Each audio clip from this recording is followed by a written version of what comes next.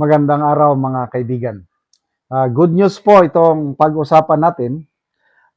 Pinoy trending na post. Sabi dito, pare, Catholic priest, nagpakita ng suporta sa rally ng Iglesia ni Cristo. Ibinahagi ng pare na nakabase ngayon sa Argentina na si Father Mark Pagente, Filipino priest ito ang kanyang pagsuporta sa mga miyembro ng Iglesia ni Cristo na nagsagawa ng kilos protesta sa People's Power Monument sa EDSA. Ayon kay Father Pagente, ay kaisa siya ng Iglesia ni Cristo sa kanilang ipinaglalaban. Kasama na rito ang paglaban sa umano'y pambabaluktot ng kasalukuyang administrasyon sa batas. Ito yung exact statement ni Father Pagente.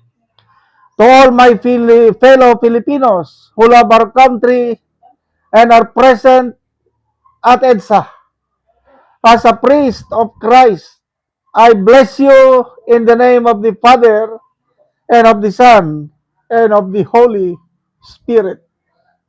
Yan po si Father Pagente. Nakakatuwa po.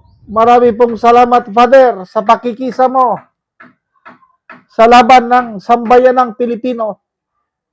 Nagpapatunay na itong rally na ito ay hindi rally ng Iglesia ni Cristo.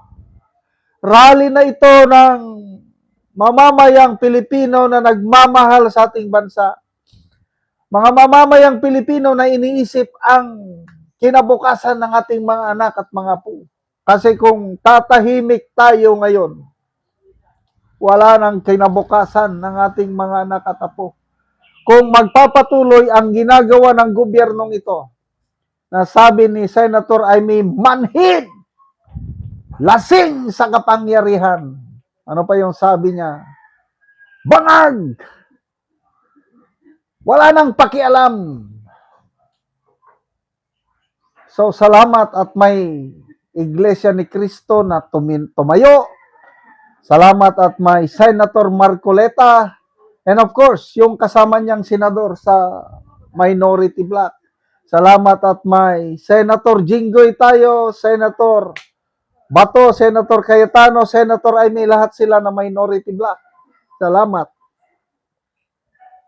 Kayo po ang boses ng taong bayan ngayon. Yung mga inaapi. Yung mga kawawang biktima ng pagbaha, kawawang biktima ng mahal na presyo.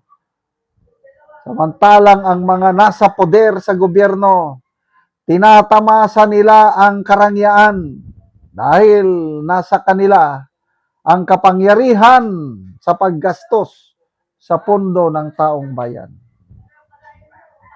Kaya magkaisa po tayo.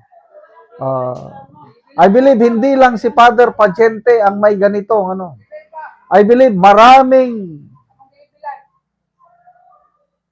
paring Katoliko, maraming members ng Roman Catholic ang nakikiisa. So hindi na ito usaping relihiyon. Usapin ito ng kinabukasan ng ating mga anak at apo. Kaya maganda yung panawagan ni Senator Amy kagabi sa second day of rally. Nananawagan siya sa lahat ng mga Katoliko, sa lahat ng mga born again, sa lahat ng mga evangelicals, Pentecostals, mga kapatid nating Muslim. Si Senator Robin Padilla, a devout Muslim, hindi siya nakapunta kagabi dahil may kadahilanan. Ang pinapunta niya ang kanyang wife na si Miss Mariel Rodriguez Padilla. May nabasa akong post ni Madam Mariel Padilla. Usually daw hindi nakikialam si Mariel sa mga ganitong political Hindi niya nire-require, but kagabi dahil sa napaka-importanting okasyon, napilitan si Senator Ruben dahil hindi siya maka-attend. Ni-request niya si Mariel, Mrs. Padilla na mag-attend. So nagpunta si Mariel Rodriguez. Sana magsasalita sa entablado si Mariel Rodriguez, kaya lang sa kadahilanan na yung permit ata is binawi. Wala na. Hindi na nakapagsalita dahil binawi ang permit. Kaya lang, nandun siya. Nakihalubilo sa mga kapatiran natin sa Iglesia ni Cristo. So, ang sarap ba na Muslim ka man dyan, Katoliko, Evangelical, Protestant, anumang relihiyon o paniniwala, nagkakaisa na. Kaya tama yung tema o yung motto, we are one. Yes, we are one. Nakakatawa rin ang palasyo. Sa press briefing ni Jose Claire Castro, tinawag niya ang mga naniniwala kay Senator Amy, specifically mga members ng Iglesia ni Cristo. Mga mangmang daw, kawawang mangmang, dahil naniniwala ang mga Iglesia ni Cristo. Kasama na rin ako, dahil naniniwala ako kay Senator Amy, kasama kayo kung naniniwala kayo sa mga payag ni Senator Amy. Mga mangmang daw tayo. Dahil ang mga pahayag ni Senator Amy ay fake news daw, walang basihan. Yung sabi niya na walang pakialam ang administrasyong ito, manhid sa paghihirap ng taong bayan. Sige, mangmang na kung mangmang. Naniniwala ako sa pahayag ni Senator Amy. Dahil lasing sa kapangyarihan ang administrasyong ito. Kala nila forever na sila dyan. Tingnan natin. Sabi nga ni Senator Amy, kasama natin ang Diyos sa labang ito. Yes. If God is with us, who can be against us? So, salamat po, Father Pagente, Sargentina, kumusta po kayo dyan? Salamat sa inyong pagsubaybay sa channel na ito. Nakakatulong kayo ng malaki sa tribong Talanding ng Bukidnon dahil ang sweldo natin sa channel na ito is pantulong po sa tribo. Namimigay tayo ng libreng yero at pako para makapagpatayo sila ng mas maayos na tirahan. Panoorin nyo ang video na ito. Diri sa ipatindog nga balay sa natabangan og yero. So mao na ni ang iyang balay nga pagaatupan karon.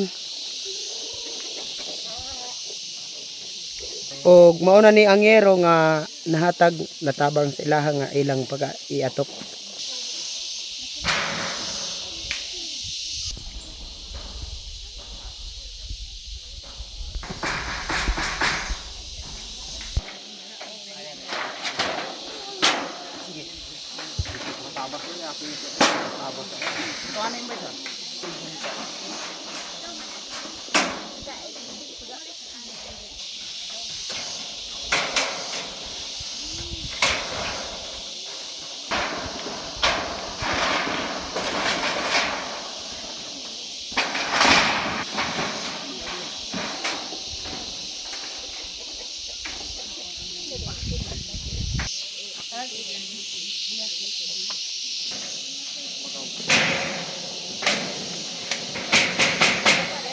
Karon man gid ni sa pagatop ang ginatabang nga yero, so makita nato nga natupan na gyud ang ilang ipatindog nga bag-ong balay.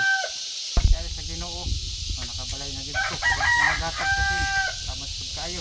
Kay natigloon man ko sa akong gintanan.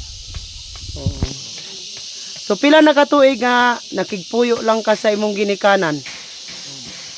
Sa akong kuan, paminaw mga 5 na gid ka tuig. 5 na gid ka tuig. So karon dako na ako nga pasalamat kay naamo nga nakatabang sa amo aron nga makapabarog ko sa akong kaugaling nga balay aron di na ko magloon sa akong ginikanan. Pangalan nga pamilyado na ko. So naa na kay anak? Na anak ko anak karon isa. Ay pinaagi ini sa inyong tabang sa mga akong pasalamat pod na katabang sa mua kay ang among pangorta igo ra gyud sa kaon. So wala na budget para sa iatop nga yero. So salamat kayo.